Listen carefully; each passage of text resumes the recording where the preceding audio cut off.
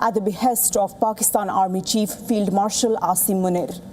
On Monday, at least a dozen people were killed and several others were wounded in the brutal crackdown on locals calling for a boycott of the legislative elections.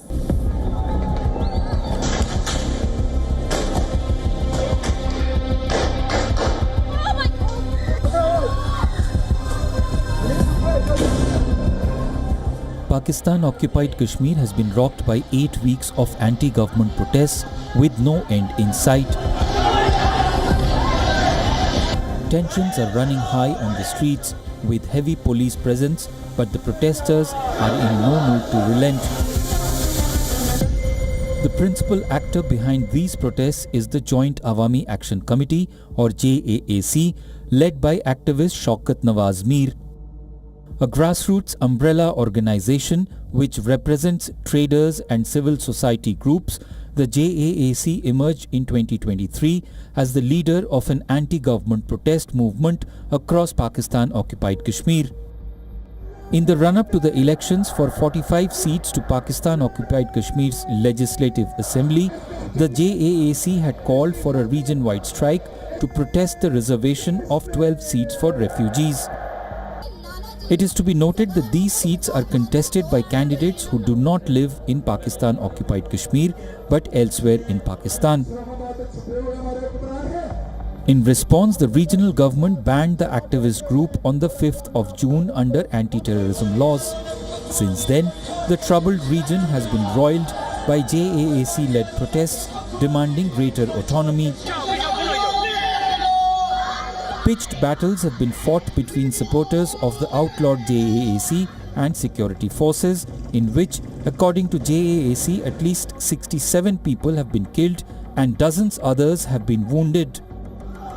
In a bid to rein in the rapidly escalating situation, the regional authorities suspended internet and mobile network services, but to no avail. Going from strength to strength, the protests have evolved into a broader rebellion against Pakistani rule. In such a hostile environment, the conduct of a free and fair elections is essentially impossible. But Islamabad, ignoring the writing on the wall, went ahead with local legislative elections, boycotted by scores of residents. On 27th of July, 13 constituencies of Mirpur division in the Pakistan-occupied Kashmir went to polls, which were marked by brutal crackdown on residents boycotting the elections. According to the JAAC, at least 20 activists have been killed and dozens injured in clashes with law enforcement personnel in Pakistan-occupied Kashmir since the first phase of elections on Monday. It is to be noted that the polls were conducted amid a communications blackout, political unrest, and armed crackdown and allegations of widespread rigging. The issue of brutal crackdown by Pakistan military resonated with protests in the United Kingdom as well. On the 28th of July, JAAC supporters held a demonstration outside the Pakistani consulate in Bradford against what they labelled as atrocities committed by Pakistan. Pakistan's Defence Minister Khwaja Asif, however, doubled down on the protesters, levelled them as enemies like India and ruled out any dialogue with them. But the protesters, despite severe restrictions and brutal crackdown, have continued their fight, giving rise to serious questions about the future political trajectory of the region.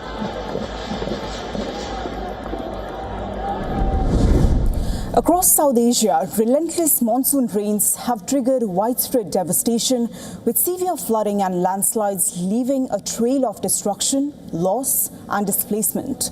In India's northeastern state of Assam, the situation continues to remain deeply concerning as rising waters have impacted hundreds of thousands across several districts. On the other hand, Pakistan and Afghanistan are also battling deadly floods. More in this report.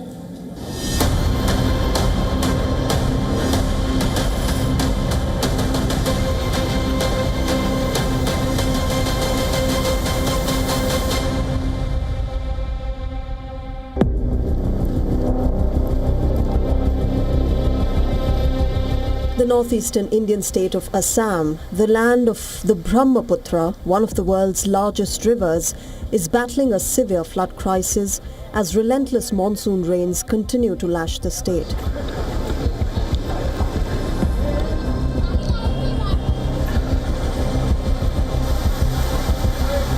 The mighty river and its tributaries are overflowing, transforming vast stretches of land into flooded zones and leaving thousands of families struggling for survival. The images that have emerged from the flood zones are nothing short of heartbreaking. None more so than the sight of a father swimming through churning waters, his 3 little children huddled in a large tub, his only hope of getting them to safety.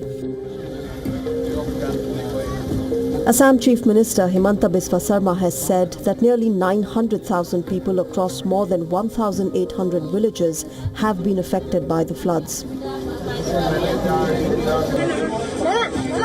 The numbers reflect the scale of a crisis that has disrupted daily life across several parts of the state.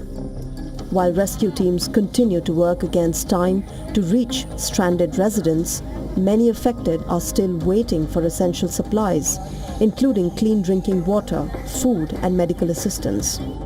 For those trapped in remote areas, damaged roads and rising waters have made access even more difficult. In this village where we are standing today, families from every house in this area were forced to leave. Many of their loved ones are still missing. Only one person was found, but he had drowned. He died the following day while being taken to the hospital. The devastation, however, is not confined to Assam alone. More than 24 people have lost their lives due to the deadly flash floods and landslides in Jammu and Kashmir.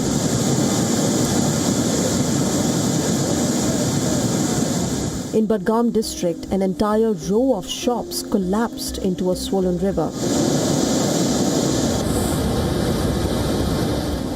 In Poonch, flash floods caused widespread damage to homes and property.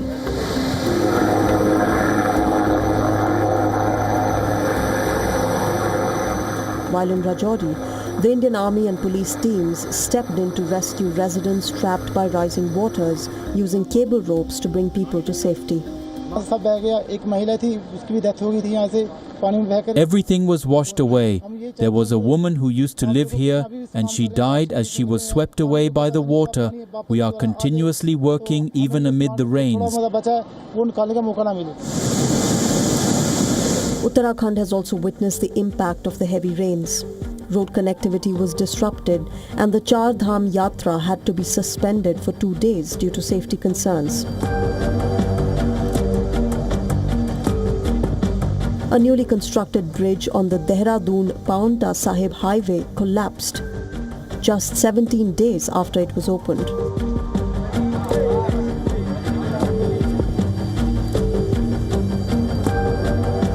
In Gujarat, rescue teams evacuated stranded residents, including children, from flood-hit areas. Authorities have evacuated more than 1,000 people as water levels rose in several parts of the state. The impact of the monsoon has also been felt across India's neighboring countries.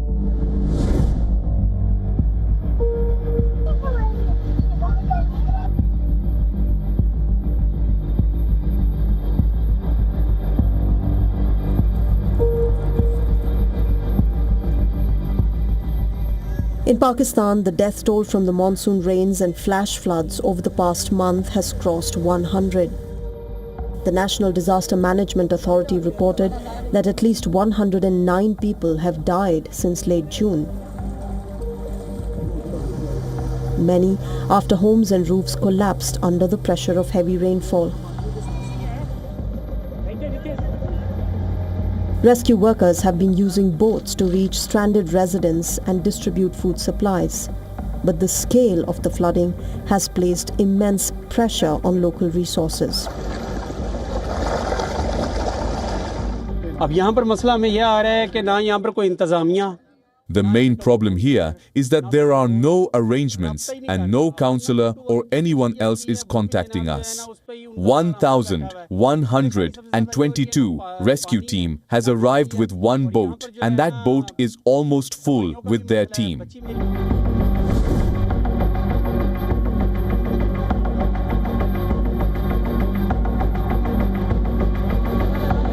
In Afghanistan, flash floods in the eastern province of Nuristan have killed nearly 24 people and left more than 100 missing. The provincial capital, Parun, is among the worst affected.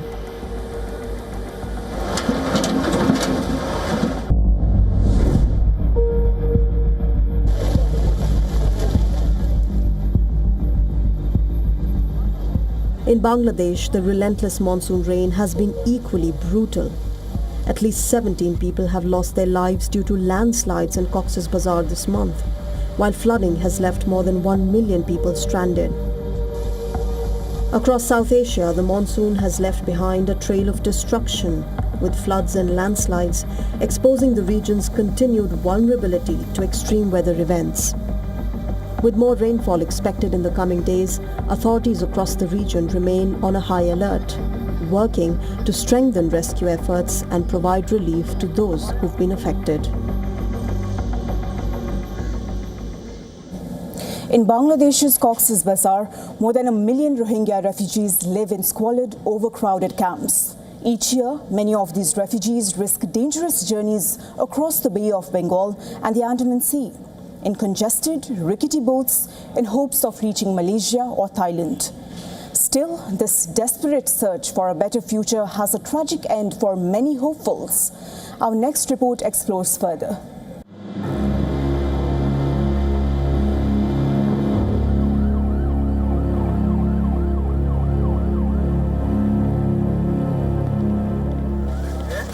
More than 1 million Rohingya refugees who fled and somehow survived the horrors of war in Myanmar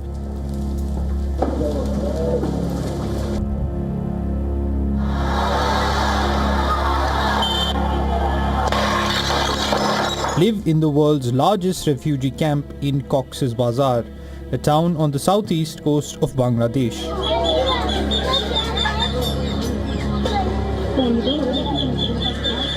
But shrinking food rations, crushing poverty, limited job opportunities, overcrowded and squalid camp conditions, and a series of natural disasters, including the recent landslides, have pushed more and more refugees to attempt perilous crossings in overcrowded, ramshackle boats in search of a better future. According to the United Nations Refugee Agency, UNHCR, nearly 900 Rohingya were reported dead or missing at sea in 2025, the deadliest year on record.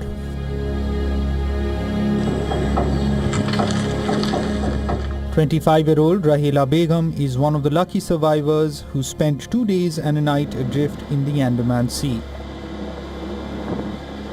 of Bangladesh after the overcrowded vessel carrying about 280 people sank following 4 days of travel. After the boat sank, I emerged from the tarpaulin and saw everyone floating in the sea, clinging to water tanks or whatever they could find. I also saw corpses floating. At that moment, I found a wooden plank and clung to it for 1 night and 2 days.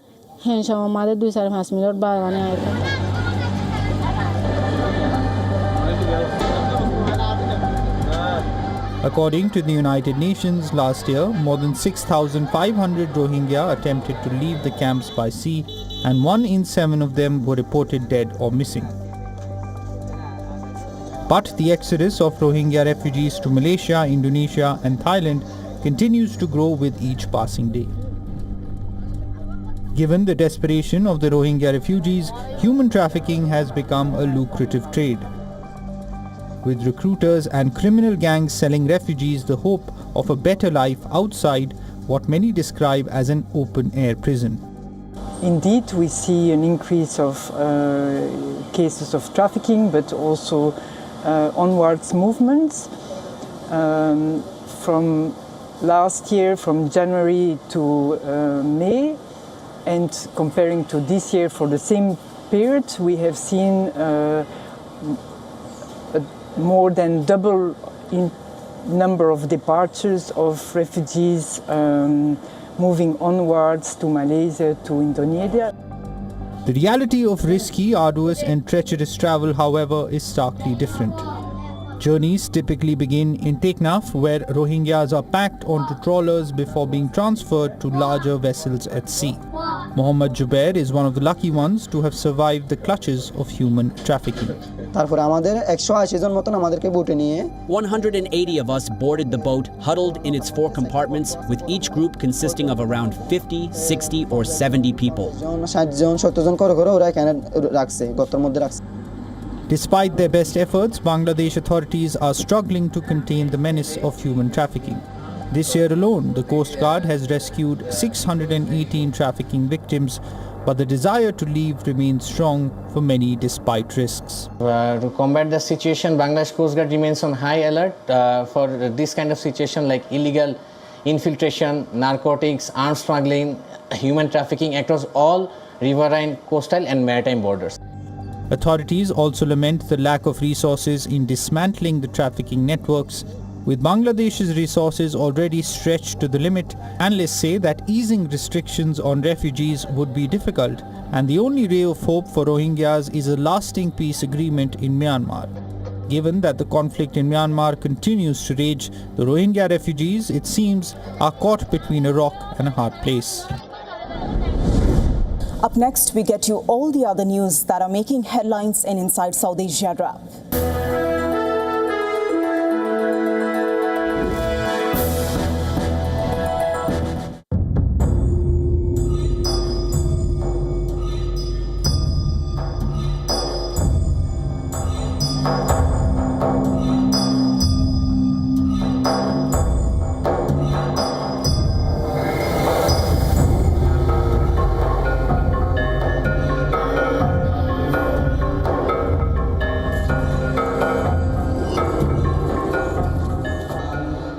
India's ancient Buddhist site of Sarnath has now earned a place on UNESCO's prestigious World Heritage List.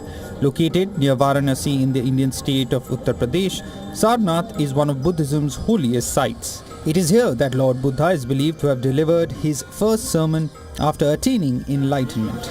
The ancient Buddhist site of Sarnath has been inscribed on the UNESCO World Heritage List during the 48th session of the World Heritage Committee held in Busan, South Korea.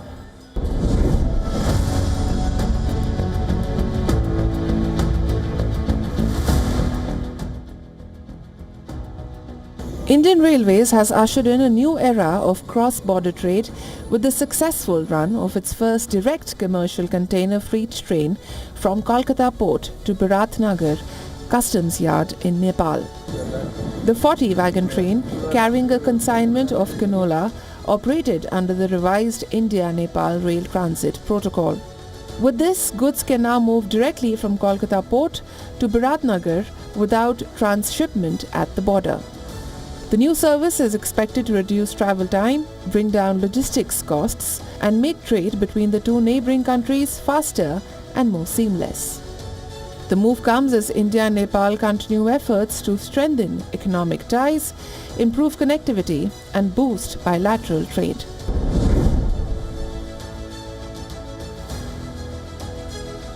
New Delhi and Beijing are set to officially resume cross-border trade through the historic Nathula Pass in East Sikkim from August 1st, ending a 6-year suspension that began during the COVID-19 pandemic.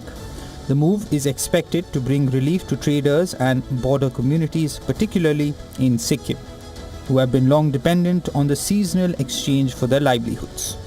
The Nathula Corridor, which was reopened on July 6, 2006 after remaining closed for decades following the 1962 war, was once viewed as a symbol of improving ties and shared economic aspirations between the two neighbors. The pass remains officially open for trade and around 6 months every year from May to November, allowing approved goods to be exchanged under a bilateral framework.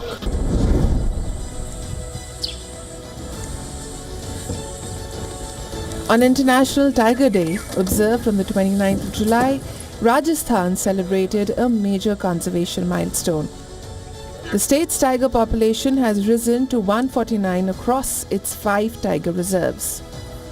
The latest count marks an increase from 135 tigers recorded last year. Reflecting Rajasthan's continued progress in tiger conservation and habitat protection, Ranthambore Tiger Reserve has emerged as state's largest tiger habitat. That's all we have in our show today, but before we go, here's a glimpse of Nepal's first modern road tunnel. On the 27th of July, the Himalayan nation, after nearly 7 years of work, officially inaugurated the Nagdhunga-Sisnekhola tunnel. Built with assistance from Japan, it marks a major milestone in the country's transport infrastructure. Take a look, and I will see you again next week.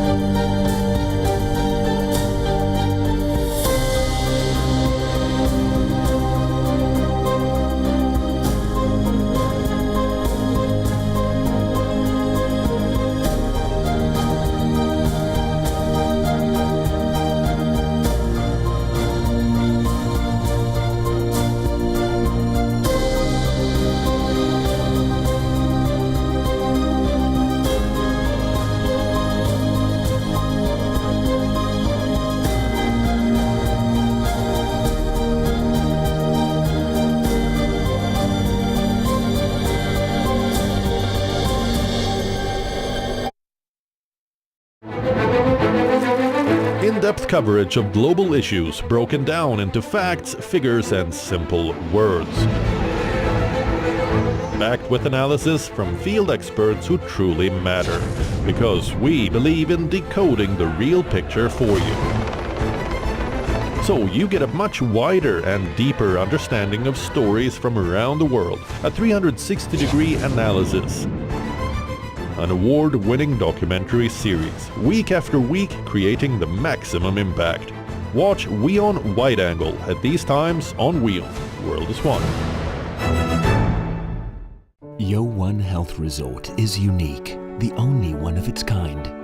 Experience the 4 paths of natural wellness: yoga, Ayurveda, acupuncture, and naturopathy.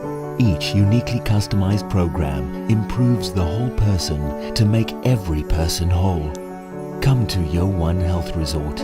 Make your reservation at yo1.com. WION, India's global voice, the channel that brings you the biggest stories from across the world through India's lens. Now available in more than 190 countries worldwide, because we believe that the world is one. Watch us in Africa, Europe, USA and Canada, South America, Asia Pacific, Middle East and North African regions. Also available on these digital platforms across the world. WION, World is One. From the bustling trading floors of Wall Street to the vibrant exchanges of Asian stock markets, WION breaks it down for you to make sense of what's happening, as we reveal the key factors behind events, strategic battles, and the game-changing business decisions that shape the world. We bring you all of this and more on World Business Watch.